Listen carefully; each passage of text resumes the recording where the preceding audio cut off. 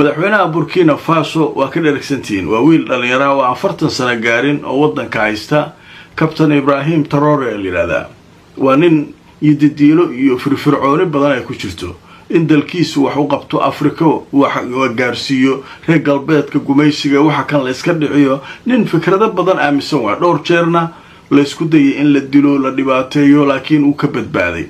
midda kale waa nin muslim ah oo maartay aad la leeyahay waa diintiisa uu jecel yahay inkastoo wadanka muslimiin iyo gaalo ay wada degan yihiin hadana muslimka ugu badan Burkina Faso marka ninka waana nin muslim ah marka ninkan waa la casuumay waxa lagu casuumay xafladii ruushka uu qabsaday maartay ma 9 bisha ilaa 10 xafladiintii ka socotay ruushka lagu casuumay oo sanad guuradii 8aad ruushka markuu ku adkaaday dagaalkii labaad ee adduunka xafladu Putin samaystay madaxweynaha Shiinaha madaxweynaha Brazil madaxweynayaal badan oo Afrikaana kuwa Caraba lagu casuumay kuwii kamid ahaa ninkan marka halkaas lagu casuumay waayadii dambe marka ruushku saaxiib leh Francisco iska ayri ruushku marka waxa siiyaa ninkan faa'iido badan oo ka helaa ruushku wuxuu siiyaa qamadi free ah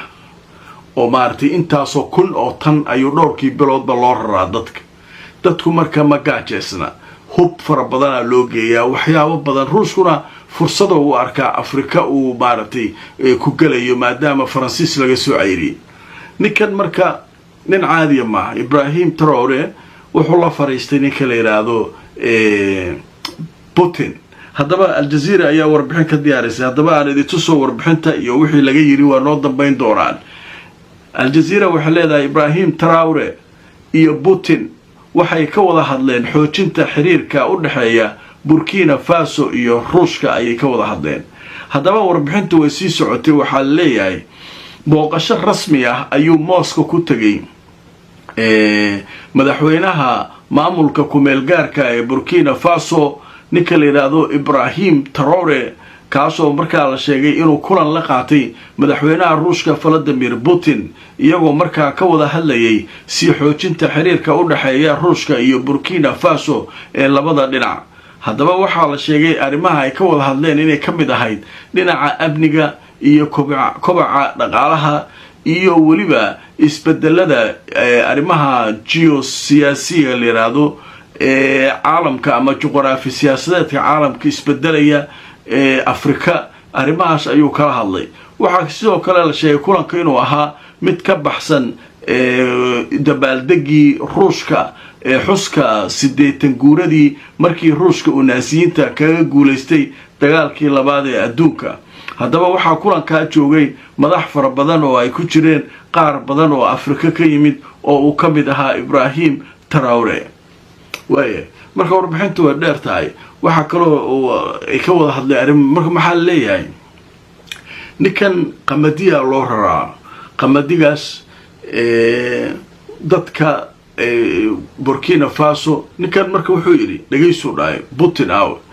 dhageyso dhaay aniga in wax la isiiyo ma rabo wax badan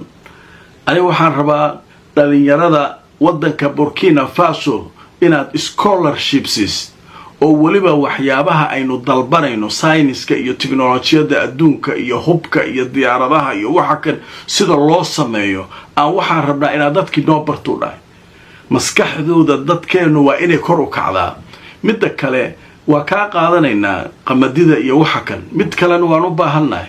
qalabka qamadida ah ku sameeysan nasiya anaguna beera iyo waxba leenahay beeraleydayna siinayna anaguna maaragtay beeraha iyo waxyaabahan iyo ayaan wax soo saar badan aan xoog gelinayna muddadii hadda aan joogay wax badan ayaan ka qabto leeyahay wax soo saarka inaan isku filnaano oo hawl badan ka qabanno marka ninkii Putin ahaa marka uu jecel yahay ninka la yiraahdo Ibrahim Traoré sida ay maaragtay warbaahinta Ruushku leeyihiin Ibrahim Traoré qaabkiisa iyo sidiisa wuxuu dhahay ninkan raga waay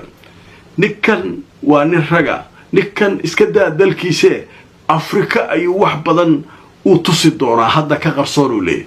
marka sheeko la yaab leh ayaa dhex martay ninkaa marka waa ninkaas Ibrahim Traore ayaa la yiraahdaa ayuu la kulmay ninka la yiraahdo Putin haddaba fakari aragti fakradda Ibrahim Traore iyo ninkan waxa dhex maray uu codsaday sidee u aragtaan soo qora aragtidiina fakarkiina